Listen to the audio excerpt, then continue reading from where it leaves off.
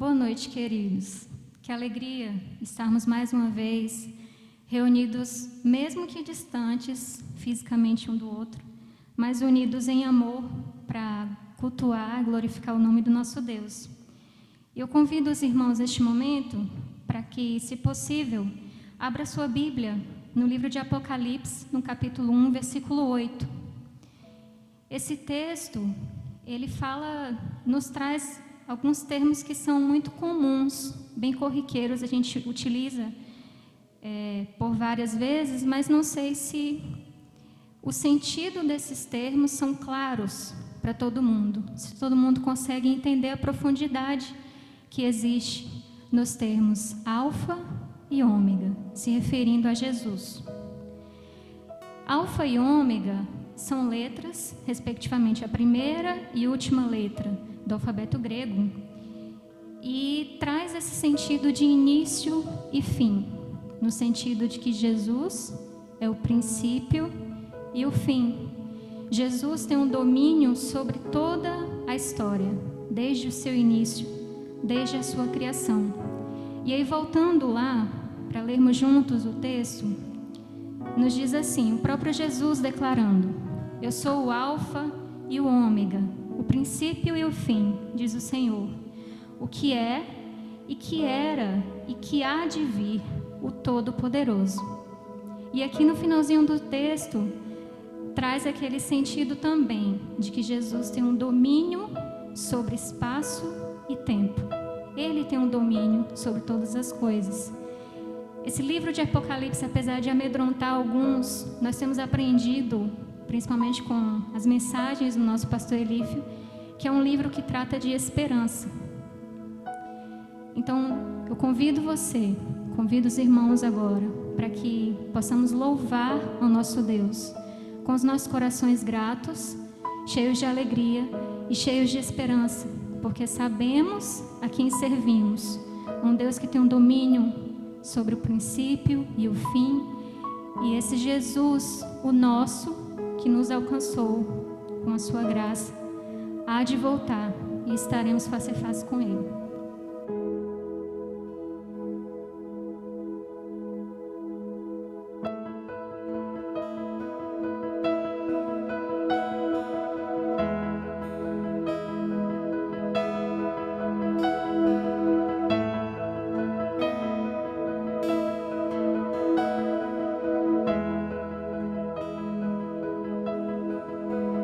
Não há outro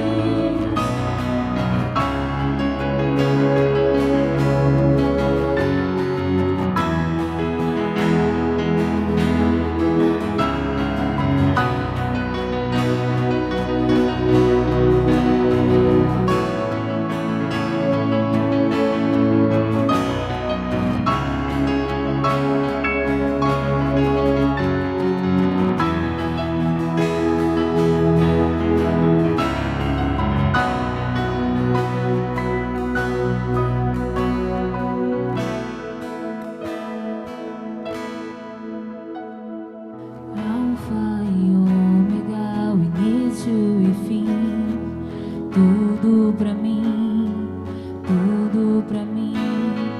Alfa e ômega, o início e fim, tudo pra mim, tudo pra mim. Alfa e ômega, o início e fim, tudo pra mim, tudo pra mim. Alfa e ômega, início e fim, tudo pra mim, tudo pra mim. Alfa e ômega, início e fim, tudo pra mim. És o alfa, o ômega, o início e fim. És o ar que eu respiro, tudo pra mim. Tu és Jesus, tu és Jesus. És o alfa, o ômega, início e fim. És o ar que eu respiro, tudo pra mim. Tu és Jesus, tu és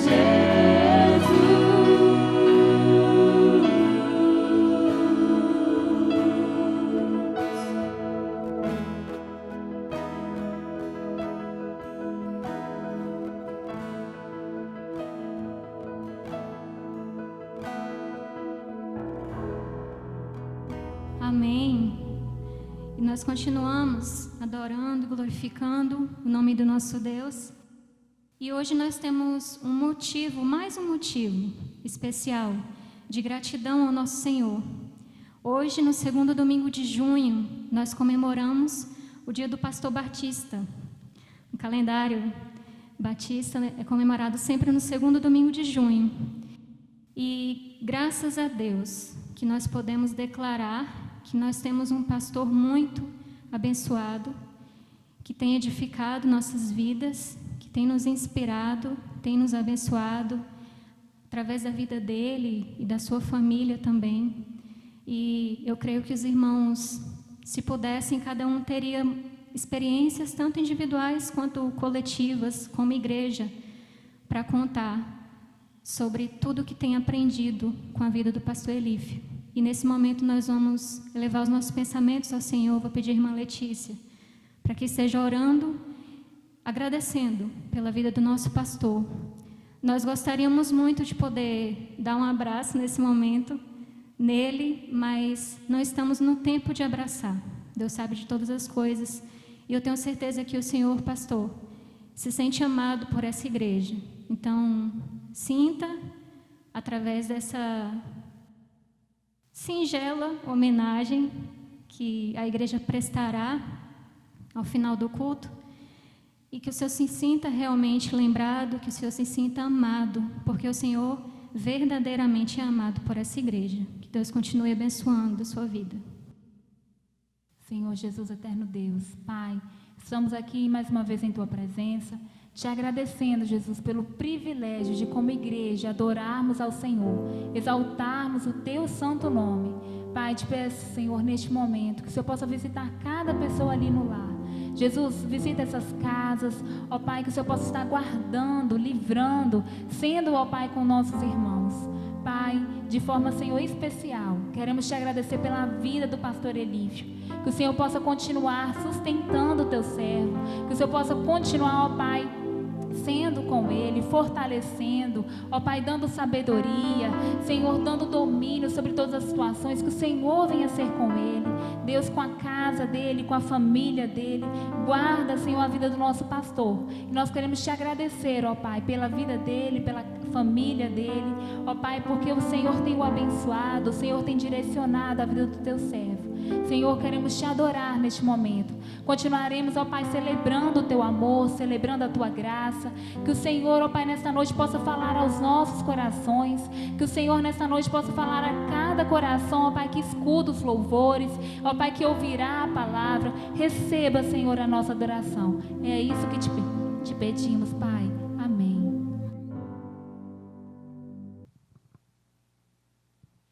Irmãos, graça e paz. Vamos orar, agradecer a Deus. colocar nossas vidas nas mãos do Senhor, porque de fato Deus é bom e a sua bondade se renova a cada manhã. Pai, nós te agradecemos, porque a tua bondade de fato faz parte das nossas vidas. Podemos contemplá-la todo o tempo e todo instante. Diante de todo esse caos instalado em nosso planeta, Senhor Deus, a única referência que nós temos permanente é a tua, Senhor Deus, a tua presença e a tua palavra. O único que permanece, como é só a tua palavra, porque tudo muda e as coisas estão mudando muito rápido. Nos dá tranquilidade, Senhor Deus, para nos agarrarmos a Ti, nos prendermos a Ti, vivermos de maneira que o Teu nome seja exaltado. Abençoa-nos, Senhor Deus, em nome de Jesus. Amém e amém. Irmãos, o maior problema do homem não é a tentação ou a adversidade. O maior problema do homem é a distância que ele mantém de Deus. Isso é fato. Muitas vezes nós imaginamos que os nossos problemas se resumem àquilo que temos ou àquilo que não temos. Nossos problemas se resumem muitas vezes às dores, aos labores e tudo mais, e até aos dissabores. Mas, na verdade, o nosso maior problema é a distância que nós mantemos de Deus. Eu costumo dizer que Deus não costuma gritar, Deus sussurra. Fala baixinho aos ouvidos dos seus, então quem estiver pertinho ouve, e ouve com grande privilégio. C.S. Lewis diz que a dor é o megafone de Deus. Quando Deus quer gritar, então a dor vem e o homem consegue escutar a voz de Deus. Mas, via de regra, Deus fala bem baixinho para que possamos escutar, para aqueles que caminham perto de Deus, que aqueles que estão perto do Senhor possam de fato escutá-lo. Então, quanto mais próximo de Deus nós estamos, mais percebemos a sua perfeição, a sua justiça e a sua bondade. Quanto mais perto eu ando de alguém, de alguma pessoa, de algum semelhante a mim, eu percebo que aquela pessoa ela é imperfeita. Mas Deus é o contrário, quanto mais eu me aproximo de Deus, quanto mais eu me achego a Deus, mais eu percebo então essa perfeição, mais a sua bondade, mais a sua justiça ficam claros nos nossos olhos.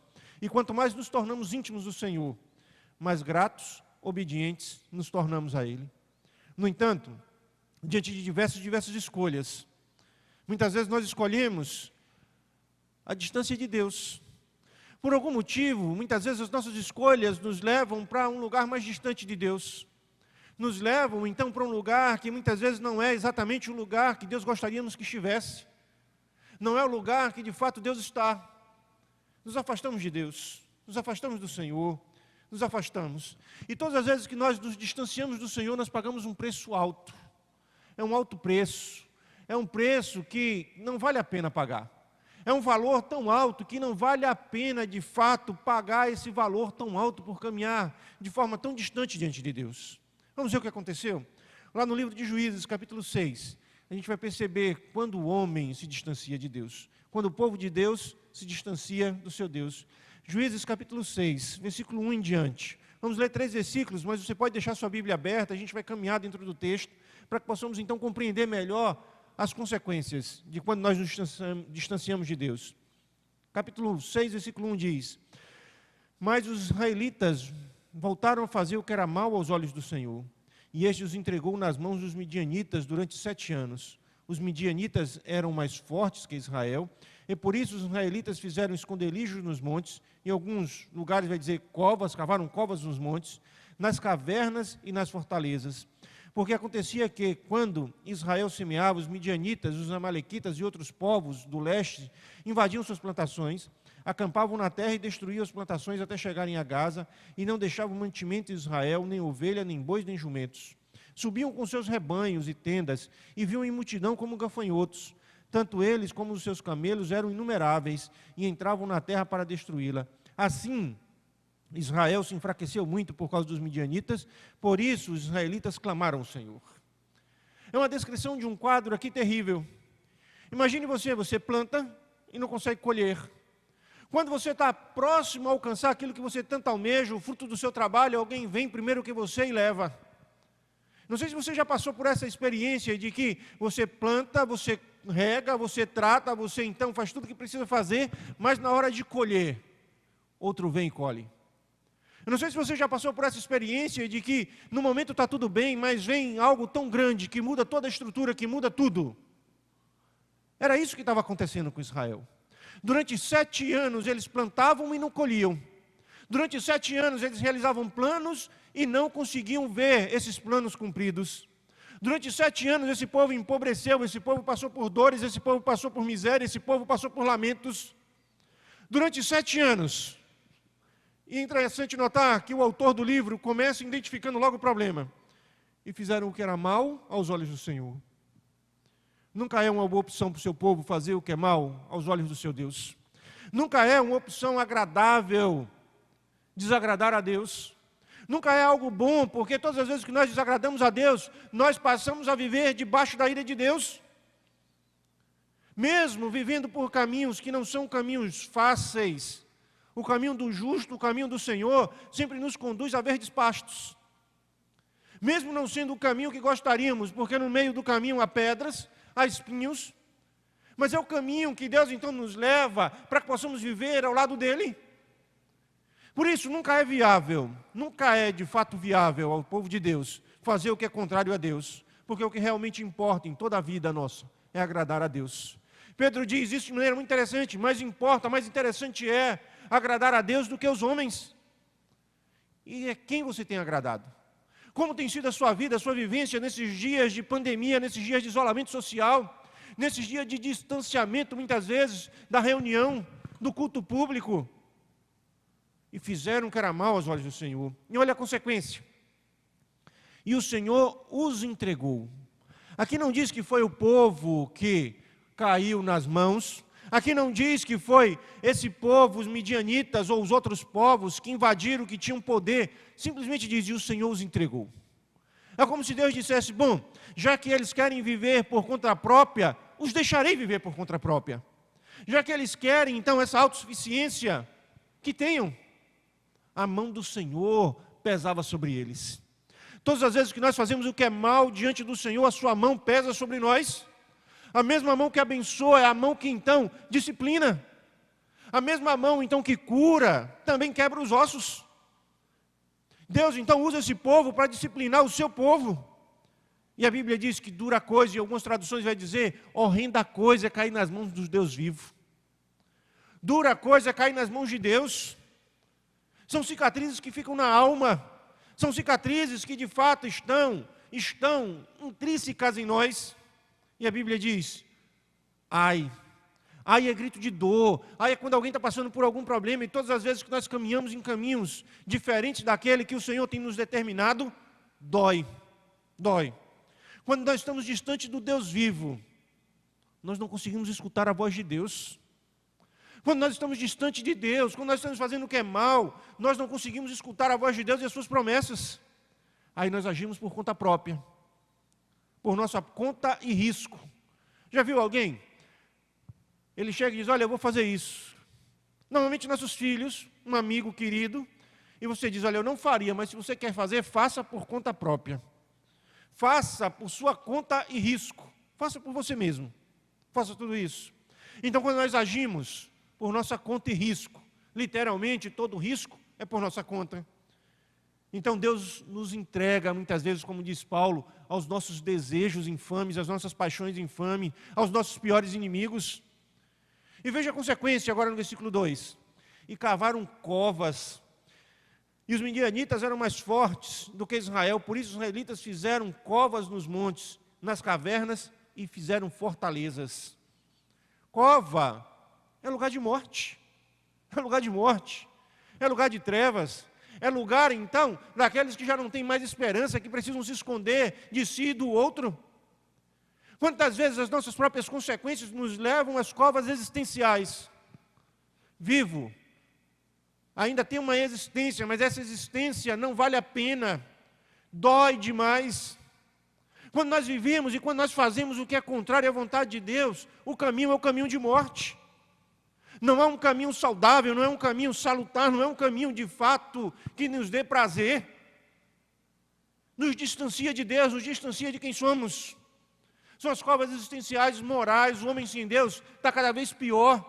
Moralmente falando, esse homem então entra numa rota de colisão com Deus. Entra numa rota de colisão. Moralmente falando, já não há mais critérios morais. Desejos se transformam, então, em realidade. Desejos se transformam, de fato, em algo que pode ser conquistado a qualquer força. E vem as covas espirituais. Espiritualmente falando, o homem distante de Deus está morto. porque está afastado de Deus e não consegue contemplar a beleza da santidade de Deus. Covas espirituais, porque esse homem está morto. E esses homens cavavam covas e se escondiam nelas, cavavam buracos e entravam nelas.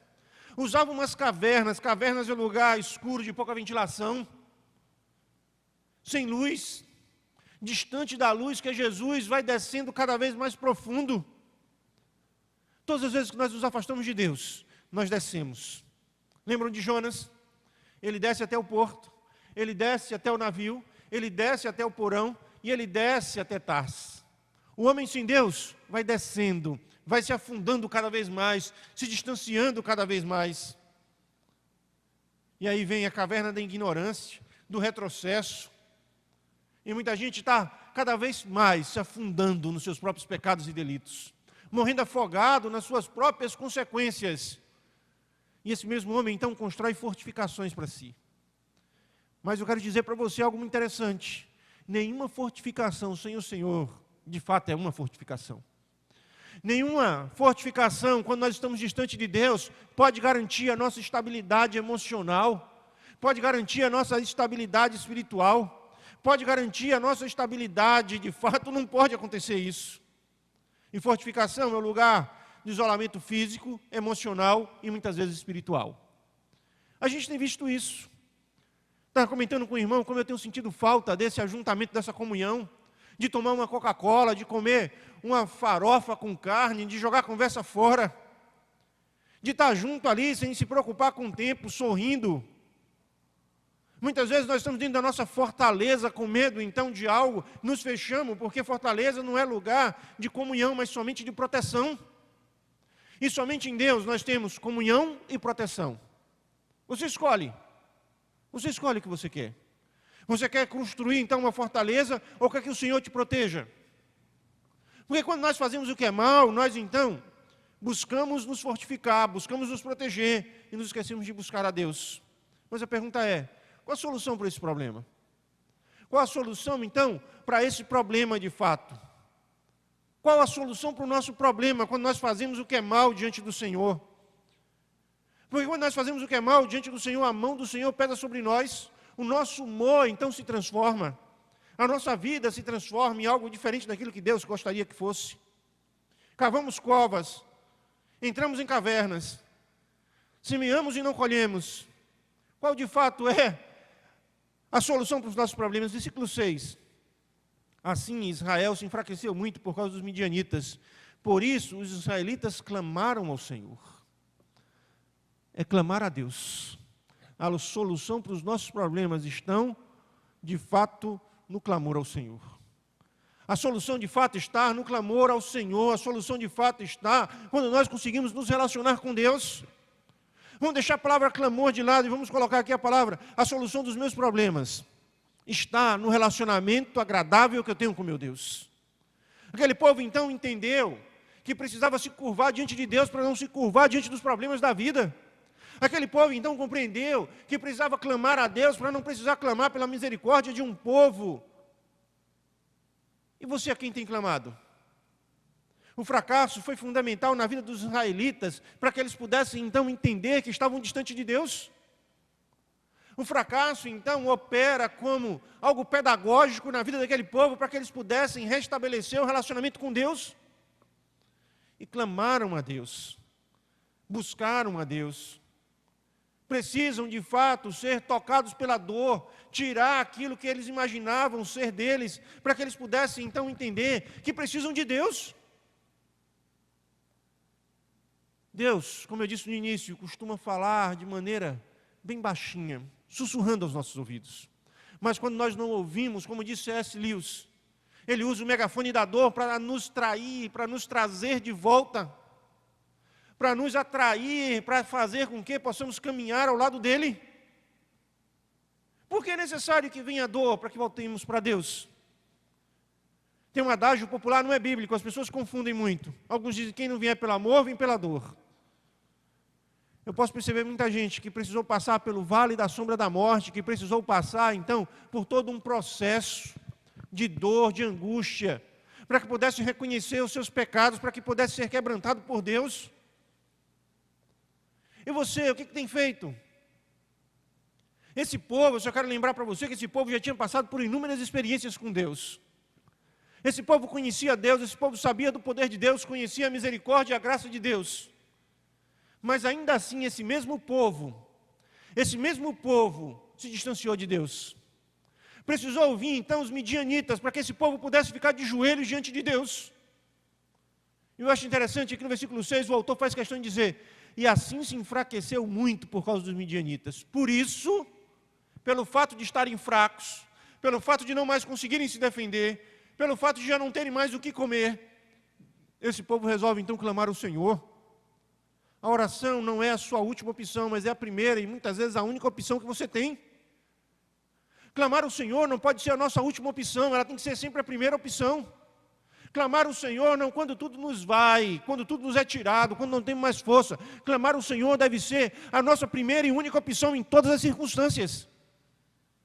Nós temos nos esquecido disso.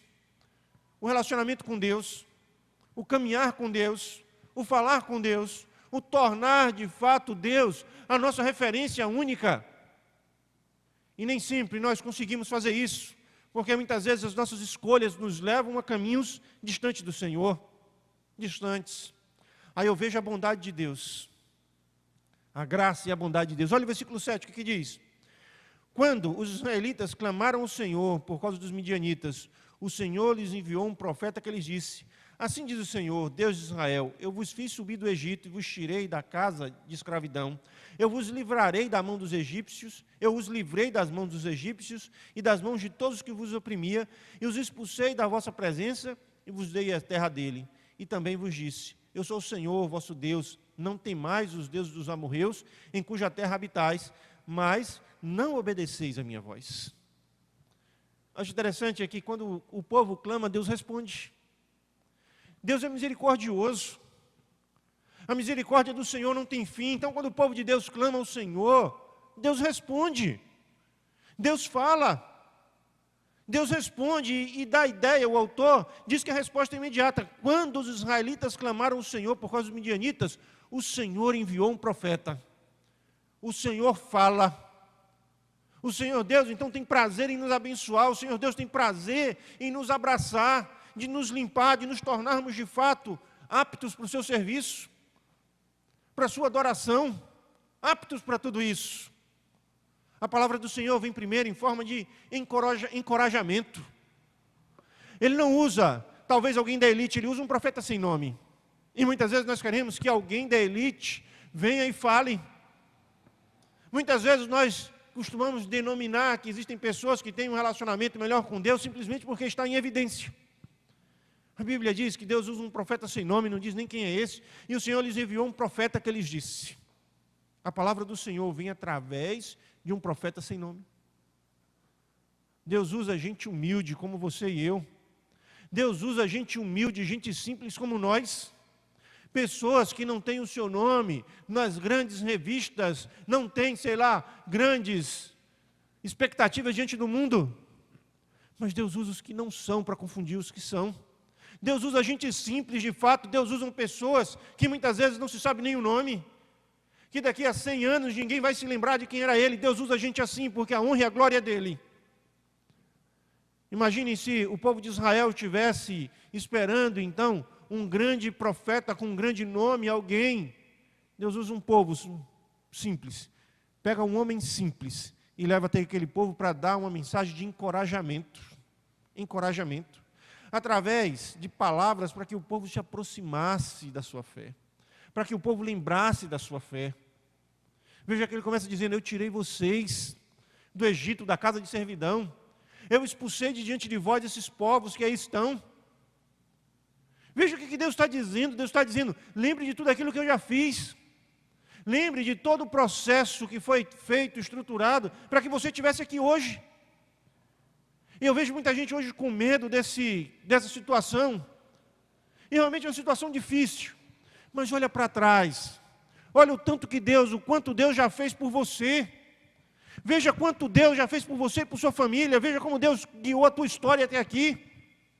O mesmo Deus que te alimentou até hoje vai continuar te alimentando, o mesmo Deus que te abençoou até hoje vai continuar te abençoando. Basta que você escute a voz dele. Basta que você faça a vontade dele. Basta que você o adore. Ele está dizendo isso, profeta. Lembram disso? Vocês eram escravos, eu os fiz subir. Eu os tirei das mãos de Faraó, da casa de servidão, onde vocês eram oprimidos. Não vai ser esse povo que vai, de fato, destruí-los. Deus está dizendo isso para você. Deus está dizendo isso a nós, a sua igreja, dizendo, olha para trás, veja tudo isso que eu fiz, veja que o domínio está sob a minha mão, veja que tudo, sem exceção, está sob o controle de Deus. Nós precisamos entender que são dias difíceis, são dias complicados, mas são dias que também estão sob o controle do nosso Deus. Às vezes nós precisamos da intervenção divina, pois já perdemos toda a nossa capacidade de nos defendermos. Esse é o momento. A minha oração tem sido, Deus, nós não temos condições de nos defender, mas defende o teu povo. Deus, nós não temos condições de lutar por nós mesmos, luta por nós. Deus, nós não temos mais condições de viver por nós mesmos. Age, Senhor Deus, no nosso meio. Derrama a tua graça no nosso meio. Faça da nossa igreja, do teu povo, realmente, um povo que vive sob o teu favor. Milagre, então, a intervenção de Deus na história. A intervenção de maneira sobrenatural na história, para que possamos então experimentar a boa, santa e agradável vontade de Deus. E você o que tem feito? Como você tem vivido esses dias? Clame ao Senhor, busque ao Senhor, coloque diante do Senhor tudo que você tem, tudo que você é, suas dores, seus louvores, tua alma, teu espírito. Vivencie tudo isso. E a história continua. A história vai adiante. Deus então levanta um homem chamado Gideão. E esse homem diz, mas eu sou o menor de todos. Eu, Senhor Deus, minha família é pequena, e dentre os meus irmãos ainda sou o menor. O que ele estava dizendo é, Deus, como é que eu vou liderar esse povo? Como é então que eu vou, de fato, estar à frente desse povo se eu sou o menor de todos eles? Aí o anjo então se apresenta, o anjo do Senhor vem até Gideão, se assenta ali, conversa com ele. E eu acho interessante no texto, e prossegue o texto. Então o anjo do Senhor, versículo 11, então o anjo do Senhor veio e sentou-se sob o carvalho que estava em Ofra, que pertencia a Joás. Seu filho Gideão estava malhando trigo no tanque de espremer uvas para escondê-la dos midianitas. Acho interessante. Ele estava fazendo o que era possível naquele momento. Ele não se entrega. O lugar, então, o lagar, em outras traduções vai dizer, era o lugar que se pisava uvas. Ele estava ali malhando trigo, para que pudesse esconder, para que pudesse, então, comer. Então o anjo do Senhor aparece a Gideão e diz, o Senhor está contigo, homem valente. E Gideão lhes responde, meu Senhor, se o Senhor está conosco, por que nos aconteceu tudo isso? Onde estão todas as maravilhas que nossos pais nos contaram, dizendo, não foi o Senhor que nos tirou do Egito? Mas agora o Senhor nos abandonou e nos entregou na mão dos midianitas. O Senhor virou-se para ele e lhes disse, vai, nesta tua força e livra Israel das mãos dos midianitas. Não sou eu que estou te enviando? E Gideão lhes perguntou, meu Senhor, como livrarei Israel? A minha família é a mais pobre em Manassés e eu sou menor na casa de meu pai. O Senhor disse novamente, eu estarei contigo, tu derrotarás os midianitas como se fosse um só homem. É isso que Deus está nos dizendo. Se Ele está conosco, nada nem ninguém pode nos derrotar. Nada nem ninguém pode ficar, de fato, diante do Senhor. Todos se dobram. O que nós precisamos entender isso. Se o Senhor tem nos chamado, se o Senhor tem chamado o seu povo, esse povo tem que viver em santidade de vida. Esse povo tem que viver com louvor. Esse povo tem que viver, então, clamando ao seu Deus a todo tempo e todo instante. Gideão, então, resolve oferecer algo ao anjo do Senhor. Versículo 20 diz o seguinte, mas o anjo do Senhor disse, se você entender melhor, versículo 19, então Gideão entrou e preparou um cabrito e fez bolo sem fermento com 1 efa de farinha, pôs a carne num cesto e o caldo numa panela e trouxe tudo para fora e ofereceu-lhes debaixo do carvalho. Primeira coisa aqui é generosidade, tá? Eles estavam vivendo um caos. Lembra que eu disse que ele estava malhando o trigo no lugar do vinho? Era pouco, e ele reconhece que era pobre. mas ele é generoso, mesmo em sua pobreza, ele é generoso com a obra de Deus. Ele é generoso em oferecer algo a Deus. Um homem que tem um coração de fato grato a Deus, ele é generoso a Deus. Ele oferece a Deus aquilo que ele tem, e o melhor que ele tem. E ofereceu o anjo, versículo 20, mas o anjo do Senhor lhes disse, pega a carne, os bolos sem fermento, coloca sobre a rocha e derrama o caldo por cima dela, e assim ele fez. E o anjo do Senhor estendeu o cajado que tinha na mão, e com a ponta tocou a carne e os bolos sem fermento. Então subiu fogo da rocha e consumiu a carne e os bolos sem fermento, e em seguida o anjo do Senhor desapareceu. Deus transforma algo comum em algo sobrenatural e extraordinário. Bolo sem fermento e carne, era aquilo que ele tinha naquele momento, era aquilo que ele tinha, e muitas vezes no meio da dor, o que a gente tem, a gente precisa oferecer, e Deus pega algo que é comum, algo que é de fato, algo banal, e transforma em algo sobrenatural, dá um tom totalmente diferente. Sua causa para advogado pode ser apenas mais uma, mas para Deus ela é especial. Sua saúde para o médico pode ser apenas mais um prontuário, mas para Deus ela é única. Sua causa pode ser só um processo para o juiz, mas para Deus, de fato, ele é seu. E cada um dá o que está no seu coração. O que você tem dado a Deus? O que você tem oferecido a Deus? O que você tem ofertado ao Senhor? O que você tem colocado nas mãos do Senhor? Lembram de Moisés? Deus pergunta a Moisés, o que você tem aí na sua mão? Ele fala, um cajado. Se fosse hoje, diria um pedaço de pau, uma vara que eu cortei ali na capoeira.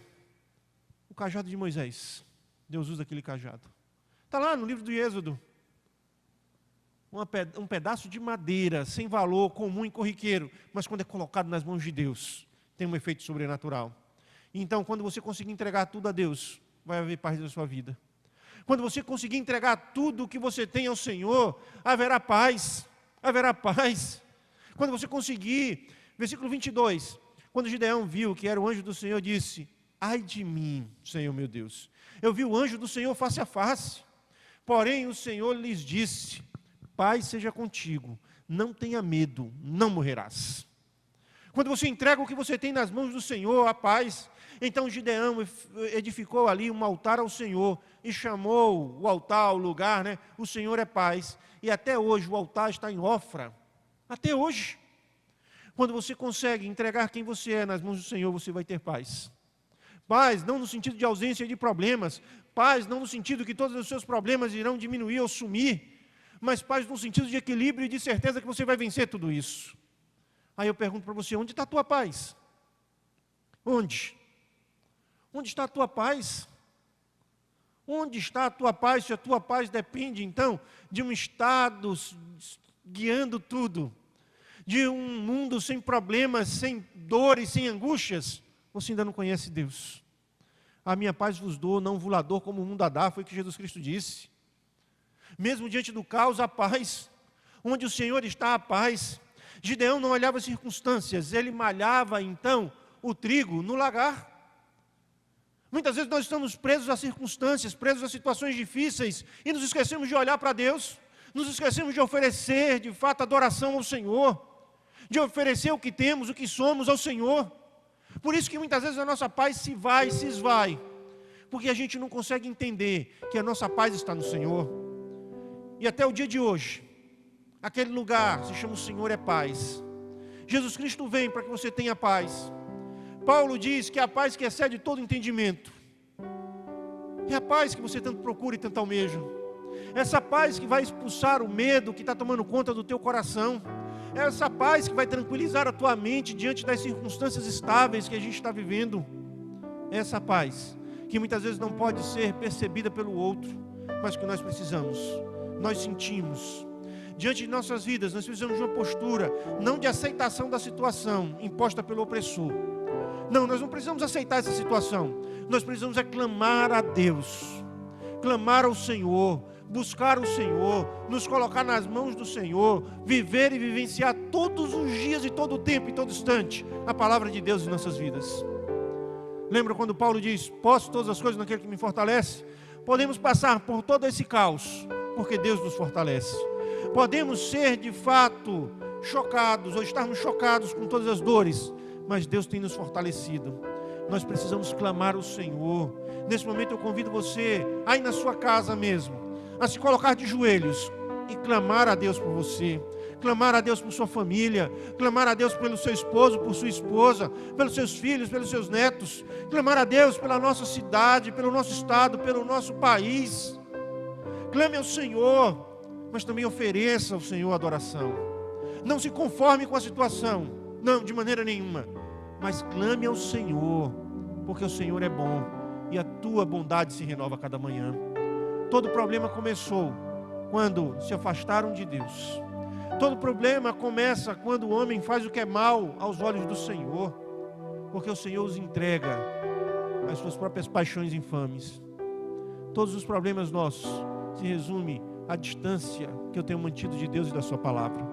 Precisamos clamar ao Senhor e nos colocarmos diante dele. Vamos orar nesse instante. Pai, nós clamamos nesse instante. O mundo, Senhor Deus, está em completo caos. O nosso país nem se fala. Nós pedimos, Senhor Deus, a tua bênção sobre o coração dos teus servos. Derrama a tua paz. Derrama a tua paz, Senhor Deus, nesses corações. Derrama a tua graça nesses corações, para que possam perceber, entender que o Senhor tem o controle de todas as coisas. Nós queremos caminhar pertinho de Ti, Senhor Deus, porque cada vez que nós nos aproximamos de Ti, nós percebemos a beleza da Tua santidade, percebemos como o Senhor é bom e misericordioso, percebemos a Tua bondade, Senhor Deus, em nossas vidas. Derrama a Tua graça, Pai, em cada coração nesse instante, tranquilizando-nos, dando-nos uma noite em paz em Tua presença. Tira de nós todas as preocupações e ocupações vãs. Nós queremos ouvir a Tua voz e descansar em Tua presença. Pai, nós clamamos por Ti nesse instante, tão somente a Ti. Nós pedimos, Senhor Deus, que o Teu Santo Espírito nesse momento venha, Senhor Deus, e remova de nós todas as preocupações e os medos, para que possamos descansar. Enquanto, Senhor Deus, a restauração completa não vem, nós vamos, Senhor Deus, malhar o trigo no lagar. Nós vamos nos adaptar, Senhor Deus. Nós vamos passar por tudo isso, mas da nossa boca não vai sair nenhuma palavra de maldição, mas só de louvor e adoração a Ti. Mesmo diante das crises, nós vamos continuar Te oferecendo o melhor que nós temos, para a Tua honra e para a Tua glória. Vamos Te oferecer o melhor que somos, Senhor Deus, porque nós queremos ser sacrifício de cheiro suave. Abençoa Teu povo, Pai, tirando toda a dor, toda a angústia, para que possam esperar tão somente em Ti. Dá, Senhor Deus, um desejo ao Teu povo de viver clamando a Ti, de viver em oração, orando sem cessar, buscando a Tua face todo tempo e todo instante. Abençoa-nos, Pai, em nome de Jesus. Amém e amém. Vamos louvar o Senhor.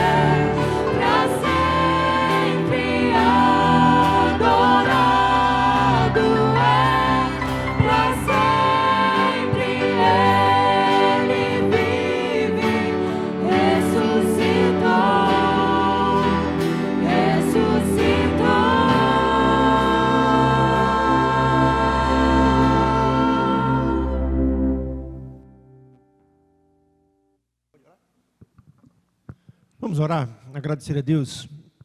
Não esqueça de orar. Ore sempre, orai sem cessar, como disse Paulo. Nunca se afaste de Deus, nunca deixe a sua palavra.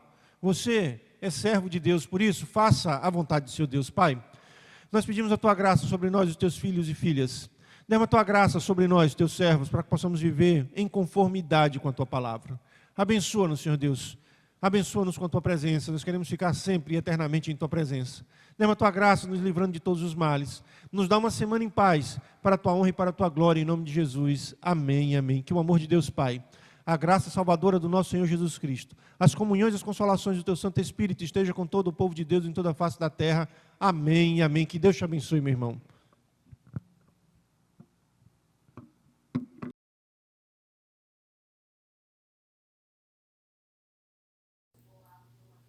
Ei, pastor, estamos aqui para lhe desejar um feliz dia do pastor. Que Deus continue lhe abençoando, lhe capacitando para que possa nos guiar. Que Deus abençoe o senhor sempre. Deus abençoe. Pastor, nesse dia eu queria te dizer que eu te amo, mas quero que receba o meu abraço neste distanciamento social. O mais importante é que você está no meu coração. Pastor, muito obrigado por nos tratar com muito carinho e muito amor. Nós te amamos. Feliz dia do pastor. Parabéns, pastor. Que Deus te abençoe. E a gente é sua ovelha, então a gente agradece porque você cuidou da gente. E a gente agora vai também cuidar do Senhor e da igreja. Tchau. Oi, pastor. Feliz dia do pastor. Eu te amo, você mora no meu coração. E você cuida de nós. Eu tô aqui em casa, na piscina. E você é do meu coração. E eu te amo. E você é o melhor. Você pode... E quando acabar o vírus, eu vou... E aí? E eu vou... Aqui. Tchau, beijo. Oi, pastor! Bom, hoje eu queria primeiramente te desejar um feliz dia dos pastor, que Deus te abençoe muito. Bom, você é uma pessoa muito especial na minha vida. Você é como se fosse um dos meus pais, o primeiro Deus, o segundo meu pai biológico, e aí vem o Senhor.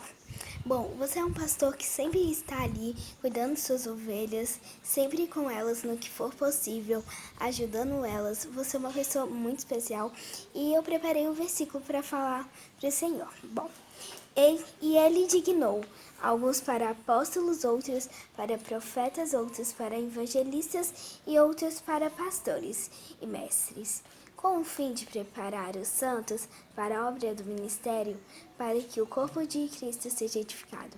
Efésios 4, 11 e 12. E eu tenho certeza que Deus, com toda a sabedoria do mundo, preparou você a ser um ótimo pastor. Um grande beijo.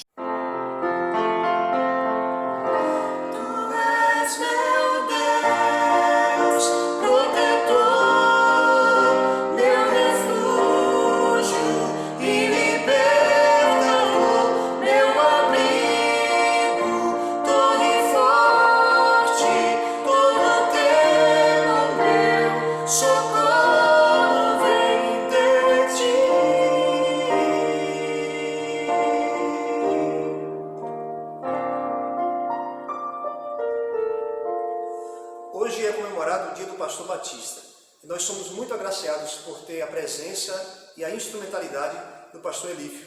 Então, pastor, parabéns pelo seu dia, que o Senhor continue te abençoando, te fortalecendo, dando sabedoria e edificando as nossas vidas, como igreja e individualmente.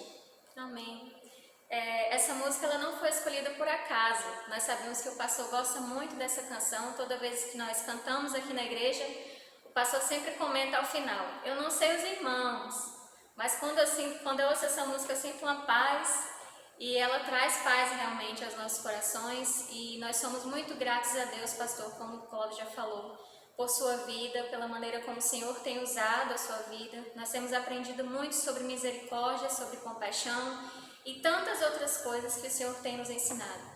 Então, nossa oração é que o Senhor continue te abençoando e abençoando toda a sua família.